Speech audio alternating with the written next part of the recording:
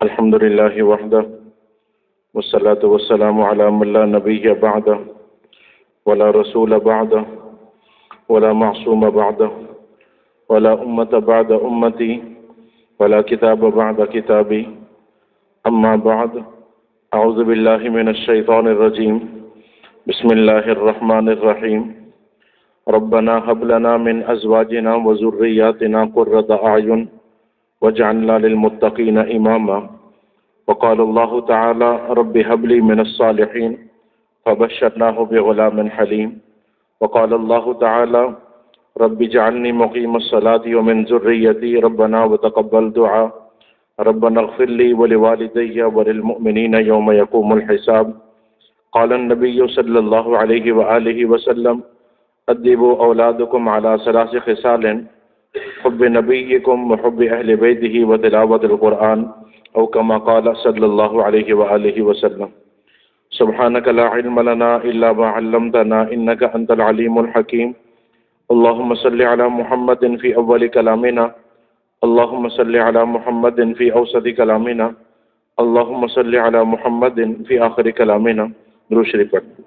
اللهم صل على محمد عبدك ورسولك وصل على المؤمنين والمؤمنات والمسلمين والمسلمات. نبی پاک صلی اللہ علیہ وآلہ وسلم کے سیرت طیبہ کے حوالہ سے آپ کا نسب، آپ کے پہلے کے واقعات، آپ کی ولادت اور رضاعت، آپ کی تجارت اور آپ کا نکاح، اس کے حوالے سے بات ہوئی ہے. پچھلے تقریباً 3 جمعوں سے ہم نبی پاک صلی اللہ علیہ وآلہ وسلم کا نکاح اور آپ کے ازواج مطہرات سے تعلقات پر بات کر رہے ہیں. اگر 3 جمعے اور بھی کیا جائے تو یہ مکمل تو نہیں ہو سکتا، لیکن کوشش یہ کرنی ہے کہ چونکہ ہم نے ساری سیرت پہ نظر گزارنی ہے تو ہم اس بات کو تھوڑا خلاصہ سمجھ لیتے ہیں کہ نبی پاک صلی اللہ علیہ وآلہ وسلم نے جو نکاح فرمائے ہیں، تو اس میں پہلی گزارش یہ ہے کہ آپ کا پہلا نکاح 25 سال کی عمر مبارک میں ہوا. آپ کی عمر کتنی ہے؟ 25 سال. کتنی عمر ہے جی؟ تو معلوم ہوا کہ نکاح میں جلدی کرنا چاہیے، کیونکہ آپ نے کوشش فرمائی کہ جتنا جلدی یہ ہو سکا. اور یہ آپ کا اپنا نکاح تو 25 سال کی عمر مبارک میں ہے، لیکن آپ کی 4 بیٹیاں ہیں. کتنی؟ 4. آپ نے چاروں بیٹیوں کے جو نکاح ہے وہ 15 سال کی عمر تک فرما دیے. بعض روایات میں 17 سال کا ذکر بھی ہے، لیکن اتنا آپ کہہ سکتے ہیں کہ 20 سال سے پہلے آپ کی چاروں بیٹیوں کے نکاح ہو چکے ہیں. معلوم ہوا کہ اولاد کے رشتے میں، اپنے رشتے میں جلدی کرنا چاہیے. پھر دوسری گزارش یہ ہے کہ نبی پاک صلی اللہ علیہ وآلہ وسلم نے جتنے بھی نکاح فرمائے ہیں 11 نکاح آپ کے ہیں. کتنے؟ 11. اور 4 آپ کی بیٹیاں ہیں، تو کتنے ہو گئے؟ 15. ان 15 نکاحوں میں کوئی ایک نکاح بھی ایسا نہیں ہے جو بغیر حق مہر کے ہوا ہو. تمام نکاحوں کے اندر آپ نے حق مہر ادا فرمایا، اور حق مہر میں جو زیادہ سے زیادہ حد ہے وہ تو بہت ہے، اور میں نے پچھلے 2 جمعوں میں عرض کی ہے، اللہ کرے ہمیں یہ بات سمجھ آ جائے. لیکن جو آپ نے کم سے کم حق مہر ادا فرمایا وہ 151 تولہ چاندی. کتنا؟ 151 تولہ چاندی. یہ کم سے کم حق مہر ہے جو نبی پاک صلی اللہ علیہ وآلہ وسلم نے ادا فرمایا. بعض حضرات نے کہا ہے کہ یہ 156 تولہ چاندی ہے، اور بعض نے کہا ہے 131 تولہ چاندی ہے. تو درمیان والا قول میں نے نقل کیا ہے 151، کہ یہ نبی پاک صلی اللہ علیہ وآلہ وسلم نے سب سے کم حق مہر جو ادا کیا ہے وہ یہ ہے. اور جو آپ نے زیادہ سے زیادہ حق مہر ادا کیا ہے وہ 100 اونٹ ہے. کتنا؟ 100 اونٹ ہے جو آپ نے حق مہر میں ادا کیا ہے. تو اگر آپ 100 کو دیکھیں تو آج یہ تقریباً بن جاتا ہے جی، اگر 5 لاکھ کا بھی ایک بنایا جائے تو کتنا ہو گیا جی؟ 5 کروڑ روپے یہ آپ کا زائدہ حق مہر ہے. اور جو آپ نے کم سے کم ادا کیا یہ تقریباً 10 لاکھ روپے بنتا ہے آج کے ریٹ کے مناسبت سے، جو 151 تولہ چاندی. اب لوگ یہ سوال کرتے ہیں، چونکہ ہال بک کرنے میں، باقی معاملات اور تیاریوں میں کبھی ذہن میں کچھ نہیں آیا کہ حیثیت نہیں ہے، طاقت نہیں ہے. حق مہر کے حوالے سے کہا جاتا ہے جی شرع کیا کہتی ہے، شریعت کیا کہتی ہے جی، کتنا حق مہر ہے. تو یہ بھی سمجھ لیں کہ علماء نے کم سے کم حق مہر جو رکھا ہے وہ 10 درہم. کتنا ہے جی؟ 10 درہم کم سے کم. یہ جو 10 درہم ہے اس کی چاندی کا وزن ہے 2 تولہ 7 ماشے. کتنا؟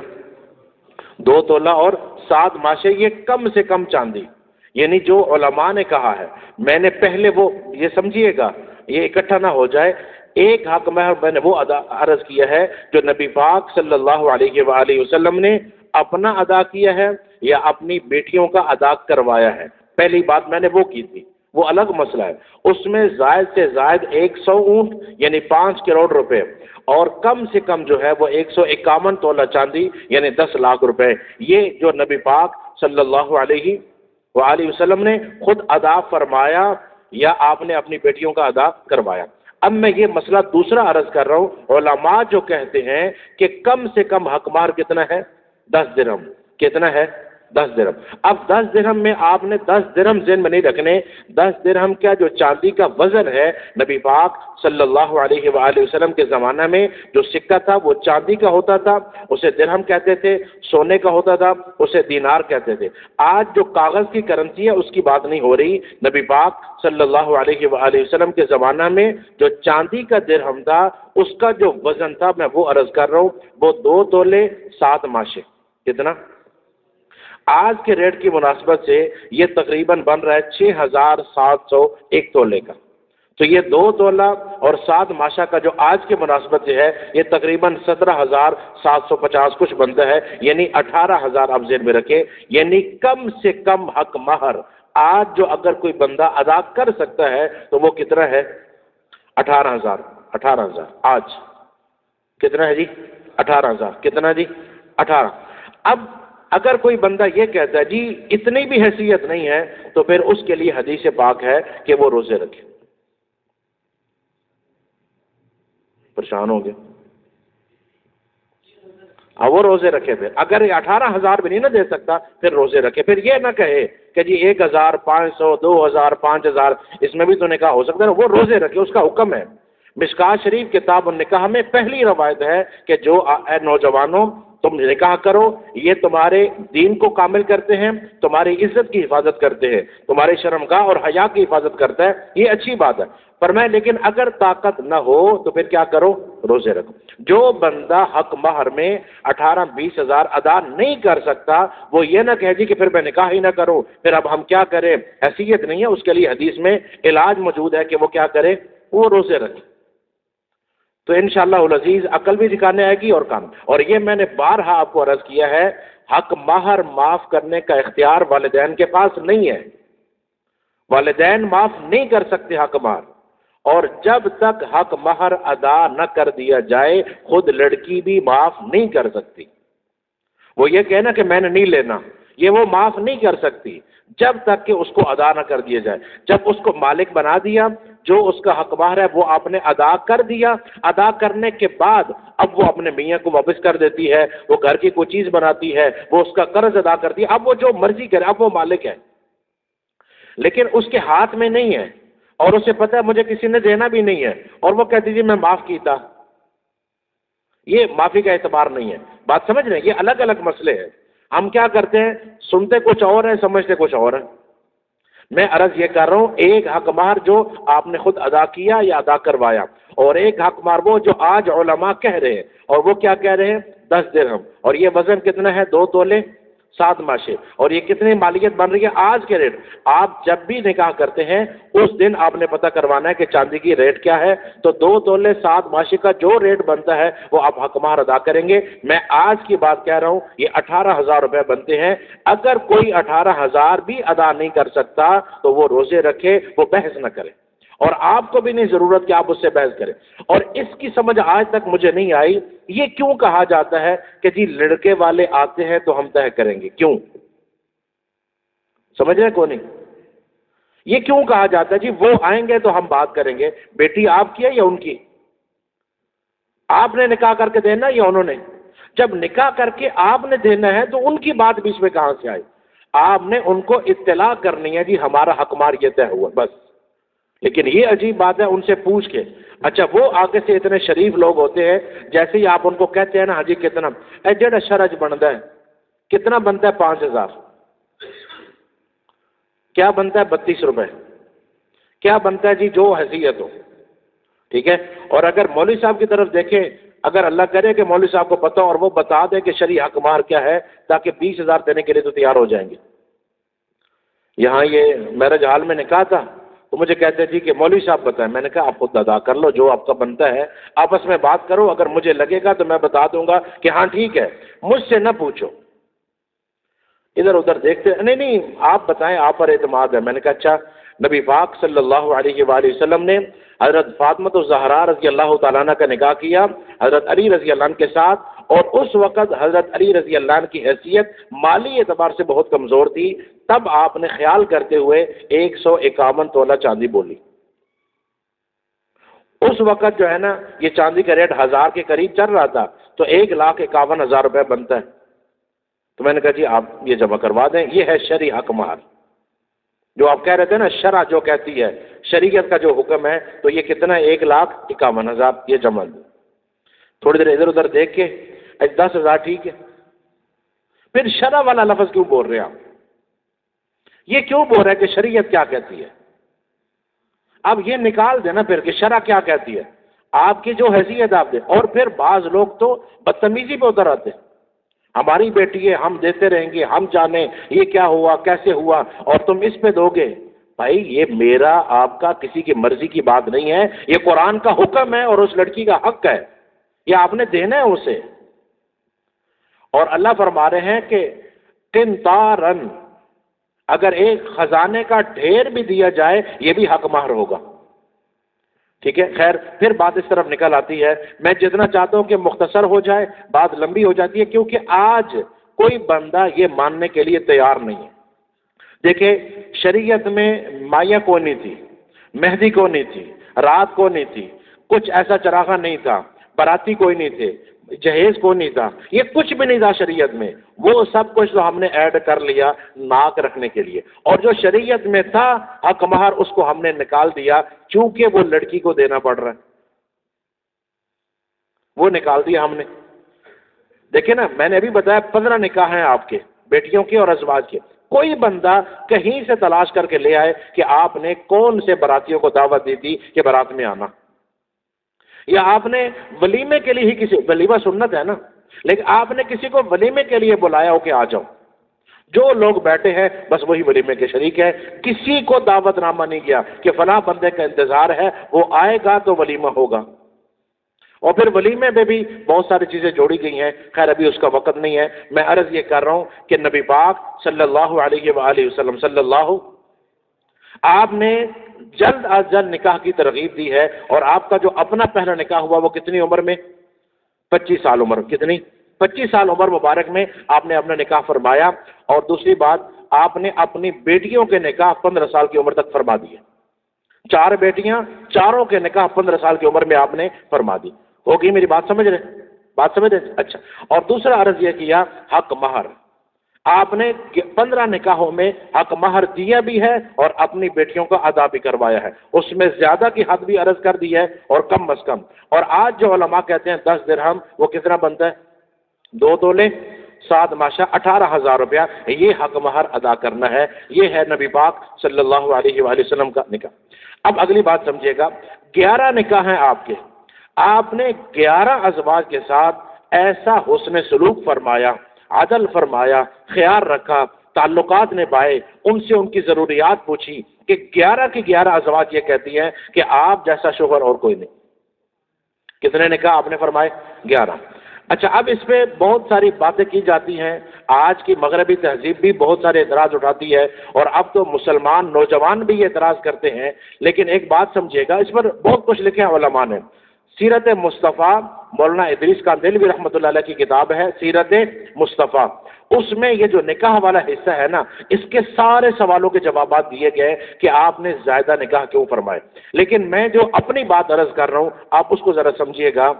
آج اس وقت آباد دنیا میں جو بندہ بھی کسی عورت سے نکاح کرتا ہے، الفاظ سمجھیے گا، آج اس وقت آباد دنیا میں جو بندہ بھی کسی عورت سے نکاح کرتا ہے وہ ان 11 قسموں میں سے کوئی نہ کوئی عورت ہوگی، اس سے نکل کر کوئی عورت نہیں ہو سکتی، یہی 11 قسمیں آئیں گی۔ کیا عرض کر رہا ہوں، ادھر دیکھیے گا، آپ جس عورت سے نکاح کرتے ہیں، پہلی قسم کہ اس کی عمر آپ سے زائد ہو، آپ کی عمر اس کے مقابلے میں کم ہو، تو آپ نے اس عورت سے بھی نکاح فرمایا۔ حضرت خدیجہ رضی اللہ تعالیٰ عنہ کی عمر آپ سے زیادہ ہے، حضرت سودا رضی اللہ عنہ کی عمر آپ سے زیادہ ہے۔ آپ نے ان دو عورتوں سے نکاح کر کے بتایا کہ زائد عمر والی عورت سے نکاح ہو جائے تو نباہ کیسے کیا جاتا ہے۔ دوسری قسم، ان کی عمر کم ہو، تو آپ نے حضرت عائشہ رضی اللہ تعالیٰ عنہ سے نکاح فرمایا، حضرت حفصہ رضی اللہ عنہ سے نکاح فرمایا، ام سلمہ رضی اللہ عنہ سے نکاح فرمایا، حضرت جویریہ رضی اللہ عنہ سے نکاح فرمایا۔ یہ ساری آپ سے عمر میں کم ہیں۔ اور اگر آپ کی توجہ ہو ادھر دیکھیے گا، حضرت عائشہ رضی اللہ تعالیٰ عنہ کی عمر کم تھی، تو کم عمر بچی کھلونوں سے کھیلتی ہے، تو آپ نے گھر میں ان کے کھیلنے کا انتظام بھی کروایا۔ اور صرف یہ نہیں، انتظام کروایا، آپ انصار کی بچیوں کو بلاتے ہیں کہ آ کے عائشہ کے ساتھ کھیلو، اور آپ جب گھر میں آتے ہیں تو اس بات کا خیال فرماتے ہیں کہ اگر وہ کھیلنے والی آئی ہوئی ہیں تو آپ ان کو وقت دیں۔ تمہاری خاموشی نے میں کیا سمجھا، کیا ہے مطلب ہے جی۔ اور پھر وہاں مسجد نبی کے اندر مقابلہ ہو رہا ہے، اور حضرت عائشہ رضی اللہ تعالیٰ عنہ دیکھنا چاہ رہی ہیں، آپ اپنی کمر کے پیچھے کھڑا کر کے ان کو یہ منظر دکھا رہے ہیں، اور وہ فرماتی ہیں، بخاری شریف کے الفاظ ہیں، جب تک میں نہیں تھک گئی آپ کھڑے رہے۔ پھر سفر میں ہے، صحابہ ساتھ ہیں، آپ نے صحابہ سے فرمایا تم آگے جاؤ، سارے آگے چلے جاؤ، وہ آگے چلے گئے، فرمایا عائشہ چلو دوڑ لگاتے ہیں۔ امام الانبیاء صلی اللہ علیہ وآلہ وسلم، کائنات میں اللہ کے بعد جن کا مقام ہے، وہ اپنی بیوی کی خوشطبی کے لیے اس کے ساتھ دوڑ لگا رہے، اور وہ جیت گئی، آگے نکل گئی۔ کچھ عرصے کے بعد پھر موقع بنا، صحابہ سے فرمایا آگے جاؤ، پھر جب آپ چلے، اب آپ آگے آ گئے، تو فرمایا عائشہ یہ بدلہ ہو گیا۔ ازواج مطہرات کو ساتھ لے کر جانا جہاد کے سفر میں، عمرے کے سفر میں، حج کے سفر میں، یہ بتا رہا ہے کہ آپ اپنی بیوی کو ساتھ لے کے جا سکتے ہیں۔ اور اگر آپ ناراض نہ ہو، میری طرف دیکھیے گا، میں پہلے سے کہہ رہا ہوں ناراض نہیں ہونا، نبی پاک صلی اللہ علیہ وآلہ وسلم نے جو پہلا حج فرمایا وہ اپنی ازواج کے ساتھ فرمایا ہے، والدہ کے ساتھ نہیں۔ کون نہیں؟ آپ کے ذہن میں یہ آتا ہے کہ پہلا حج کرنے جانا ہے تو ماں کے ساتھ، بھائی ان کے شوہر ہیں نا، کون؟ وہ ابا جی کو کہے نا، وہ ان کے ساتھ کرے نا، آپ اپنی بیوی کو لے کے جائیں۔ نبی پاک صلی اللہ علیہ وسلم اپنی بیویوں کو لے کے گئے ہیں ساتھ، اپنی ازواج کو ساتھ لے کے گئے، ابا جی کو بتائیں وہ اپنے زوجہ کو لے کے جائیں، ماشاءاللہ۔ اچھا، اور اگر لے کے جانا ہے تو میں اماں سے پوچھوں گا، وہ بتائیں گی کیا کرنا ہے، کیا حالات ہیں۔ گھر کے اندر کے اخراجات والدہ ڈیسائیڈ کرے گی۔ بیوی کون ہوتی ہے؟ یہ وہی ہوتی ہے جس کو آپ نکاح کر کے لائے ہیں۔ سمجھ رہے کون ہے؟ وہ بیچاری پس جاتی ہے اس معاملے میں کہ میرا حق کیا ہے یہاں گھر میں کیا کر رہی ہوں، اگر سارے اختیارات انہی کے ہیں۔ اچھا، ماں اپنے بیٹے کے بارے میں جو ڈیسائیڈ کرتی ہے، ٹھیک ہے، سمجھ آ گئی کہ اس کا بیٹا ہے، اس کی جو بہو ہے اگر وہ اپنی اولاد کے لیے کوئی ڈیسائیڈ کرتی ہے تو وہ حق کیوں نہیں رکھتی؟ سمجھا دیں، نہیں سمجھے؟ میں آسان کر دیتا ہوں۔ آپ کی والدہ آپ کو سمجھاتی ہیں، آپ کو کسی چیز کا قائل کرتی ہیں، آپ اس کے بیٹے ہیں، سمجھ آتی ہے، آپ اس کو حق ہے، آپ کو بھی ہے کہ آپ والدہ کی بات سنیں۔ جو اس کی اولاد ہے وہ اپنی ماں کی بات کیوں نہیں سن سکتی؟ اس کی کیا وجہ ہے؟ آپ کا بیٹا ہر کام کرے آپ سے پوچھ کے، اس کا بیٹا ماں سے پوچھے نہیں۔ بات لطیفے کی ہے کہ وہ فقیر آیا تو اس نے کچھ مانگا تو بہو نے کہا معاف کرو، تو ساس نے پوچھا کیا تھا، کیا ہوا؟ کہا وہ ایک فقیر آیا تھا تو تم نے کیا کہا؟ میں نے کہا معاف کرو۔ کیوں؟ بلاؤ اسے۔ بلایا گیا تو وہ آیا تو اس نے سمجھا شاید دینے لگی اس لیے بلایا، تو کہتی جاؤ معاف کرو۔ یہ کون ہوتی ہے کہنے والے کہ معاف کرو؟ میں گھر کی مالکن ہوں، میں کہوں گی کہ معاف کرو۔ بات سمجھ رہے؟ یہ حق بھی میرے پاس ہے کہ میں کہوں گی کہ معاف کرو، یہ نہیں کہہ سکتی کہ معاف کرو۔ جب آپ اسے گھر میں عزت دینے کے لیے تیار نہیں ہیں، وہ آپ کی عزت کیسے بنے یہ سمجھا کے مجھے۔ اچھا، پھر بات ادھر آ جائے گی. میں نے عرض کیا کہ جس عورت سے نکاح ہوتا ہے اس کی جو اقسام ہے وہ ان 11 میں ہی ہے. یا عورت آپ سے عمر میں زائد ہوگی، تو میں نے نام لیا حضرت خدیجہ رضی اللہ تعالیٰ عنہ عمر میں آپ سے زائد ہیں، نباہ ہوا یا نہیں؟ اور کتنے سال؟ 25 سال. کتنے؟ 25 سال. اور اس انداز سے زندگی گزری ہے کہ سب سے پہلے آپ کا کلمہ پڑھنے والی بھی یہی حضرت خدیجہ رضی اللہ تعالیٰ عنہ. سب سے پہلے وہ سب سے پہلے کلمہ پڑھ رہی ہیں اور کہہ رہی ہیں کہ آپ اللہ کے نبی ہیں، میں یہ مانتی ہوں. اور وہ یہ کہہ رہی ہیں کہ آپ صلہ رحمی کرتے ہیں، آپ رشتوں کا خیال کرتے ہیں، آپ دوسروں کا بوجھ اٹھاتے ہیں، آپ دوسروں کی مدد کرتے ہیں، میں آپ کے ساتھ. تو معلوم ہوا کہ عمر سے زائد ہو تو اس کے ساتھ بھی نباہ ہو سکتا ہے، عمر کم ہے تو بھی نباہ ہو سکتا ہے. تو کیا نام لیا میں نے؟ تو اکثر ازواج مطہرات کی عمر آپ سے کم ہے، اور سب سے کم عمر اگر ان میں ہے تو حضرت عائشہ رضی اللہ تعالیٰ عنہ کی 9 سال کا ساتھ ہے. کتنا 9 سال کا. اور وہ کیا فرما رہی ہیں ذرا الفاظ سنیے گا. 9 سال کا ساتھ.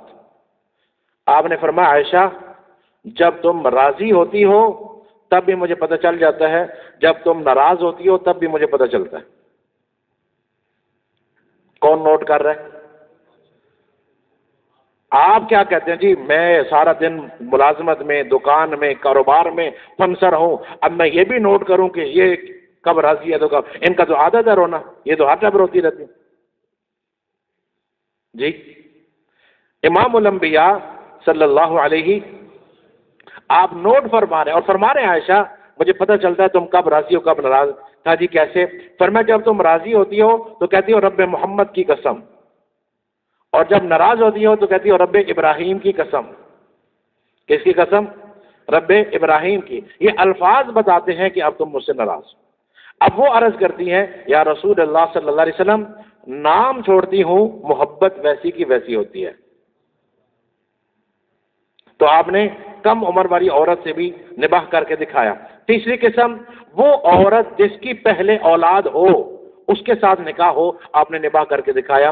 حضرت ام حبیبہ رضی اللہ تعالیٰ عنہ اولاد ہے، ام سلمہ رضی اللہ تعالیٰ عنہ اولاد ہے، حضرت خدیجہ رضی اللہ تعالیٰ عنہ پہلے اولاد ہے.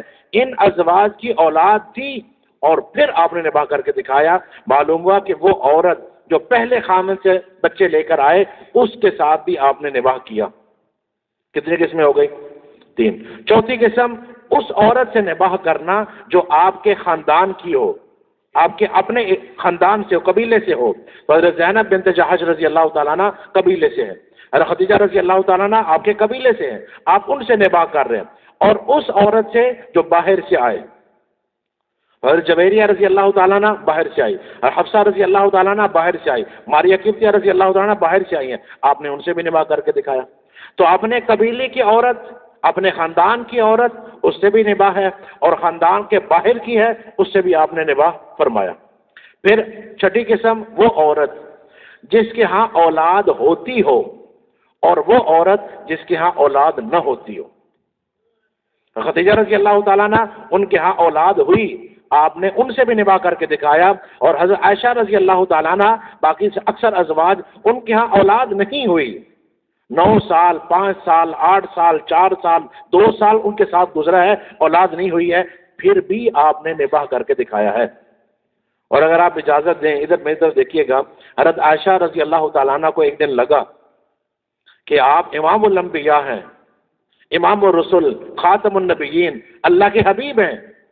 تو انہوں نے آ کے کہنا یہ تھا کہ آپ اللہ سے دعا کریں کہ اللہ مجھے اولاد سے نواز دے. کہنا یہ تھا کہ اللہ مجھے اولاد سے نوازے، کہنا یہ تھا. لیکن اب چونکہ اللہ نے سمجھ بڑی عطا فرمائی، عقل اور فہم بڑا عطا کیا تھا، تو یہ نہیں کہا کہ آپ دعا کریں نہ کہ اللہ اولاد دے. عرض کرتی ہیں یا رسول اللہ صلی اللہ علیہ وسلم یہ عورتیں نا اپنے بچوں کے نام پر اپنی کنیت رکھتی ہیں.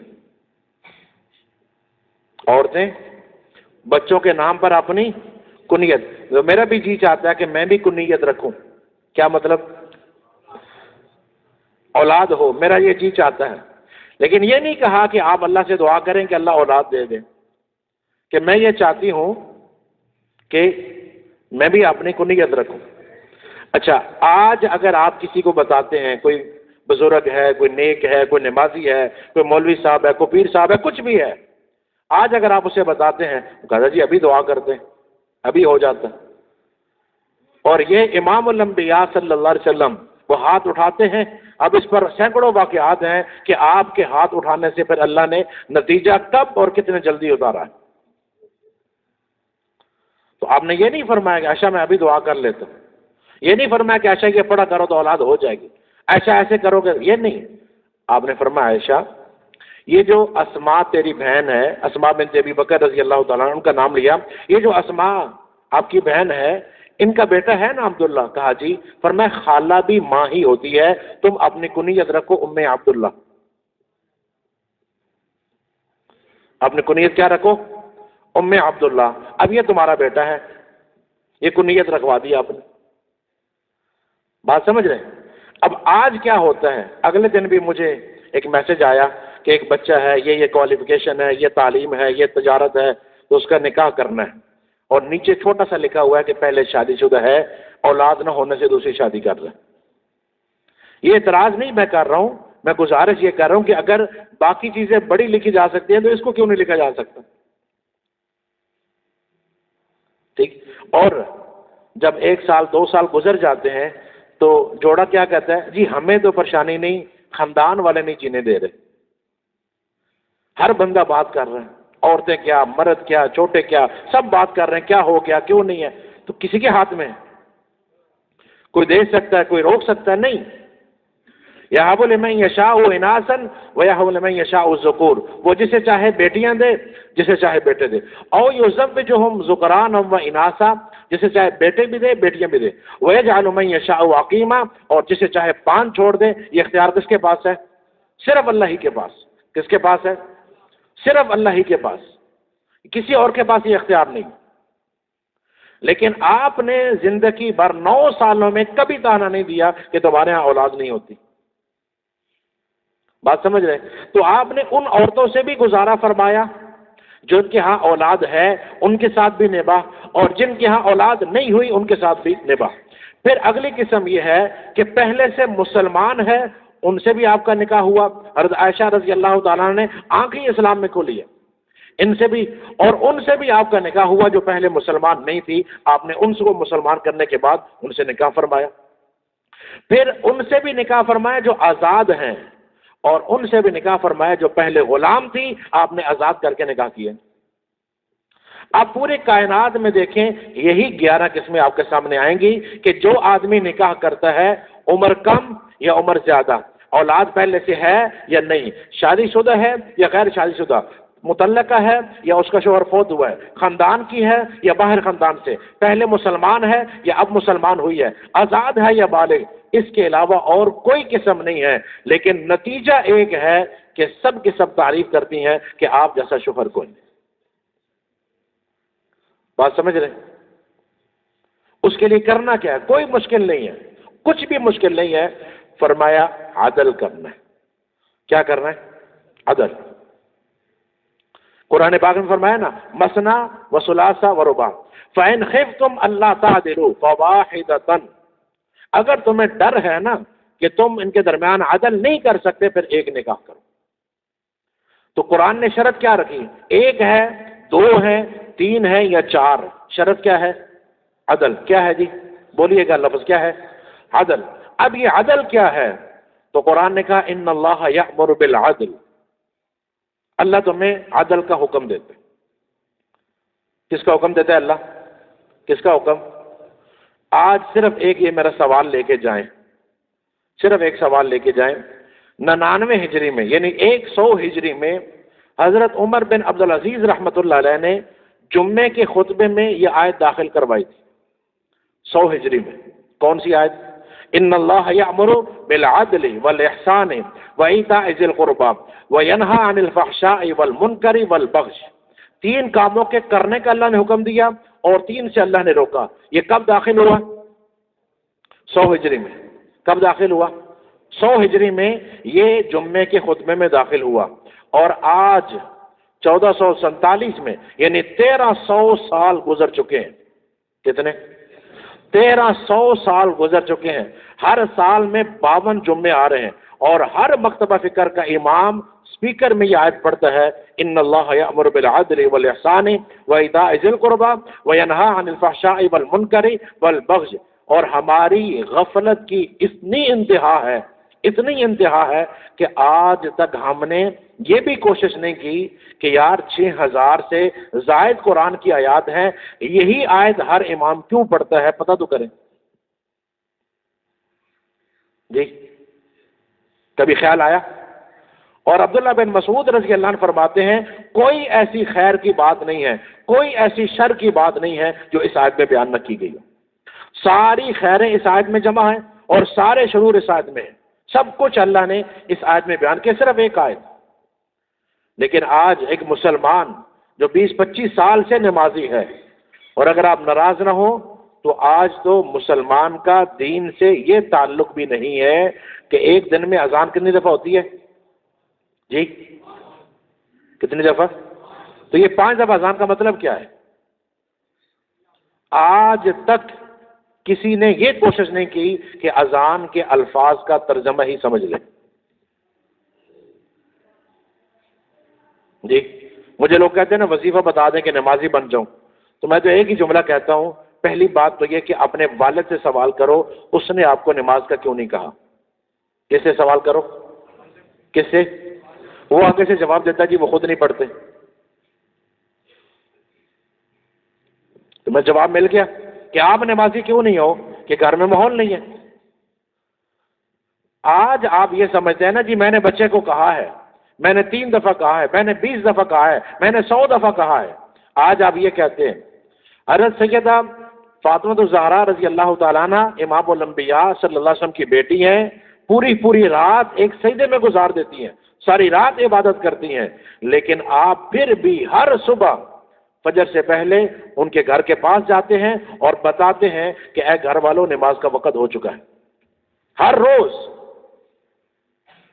اگر ان کو ہر روز بتانا ہے تو آپ کی اولاد کو اب 100 دفعہ کہہ کے، سینکڑوں دفعہ کہہ کے خاموش ہو گئے کہ جی نماز نہیں پڑھتا. جی بڑا کہا نماز نہیں پڑھتا. آپ نے اس کو تعلیم دلوا لی، دکان پہ بٹھا لیا، ہنر سے کھا لیا، سب کچھ اس سے کروا لیا، نمازی کیوں نہیں بنا سکتے؟ اور کیا خیال ہے آپ سے یہ سوال ہونا ہے کہ آپ بچوں کے لیے کیا چھوڑ کے آئے تھے، یا یہ سوال ہونا ہے کہ دکان کیا تھی، ملازمت کیا تھی، ہنر کیا تھا، یا یہ سوال ہونا ہے دین پر کتنا لائے اولاد کو؟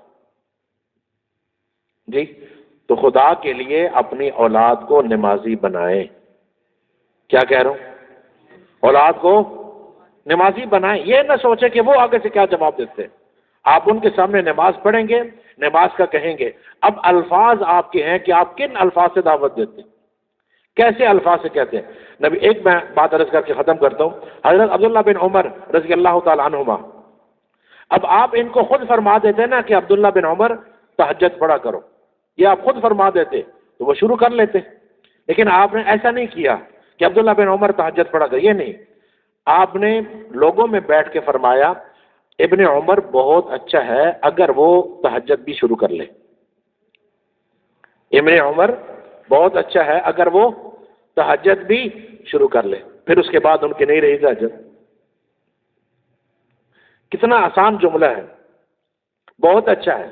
تو آپ بھی اپنے بچے کو کہہ سکتے بیٹا ساری خوبیاں موجود ہیں، نمازی بن جاؤ، میرے لیے تو صدقہ جاریہ ہو جاؤ گے نا. کیونکہ آپ کی اولاد جو بھی عمل کرے گی ماں باپ کو بتایا جائے گا، ثواب ان کو ملے گا. تو آپ نہیں چاہتے کہ قبر میں جانے کے بعد بھی کھاتا کھلا رہے. وہ کب رہے گا؟ جب آپ کی اولاد نیکی پر ہوگی. اللہ عمل کی توفیق.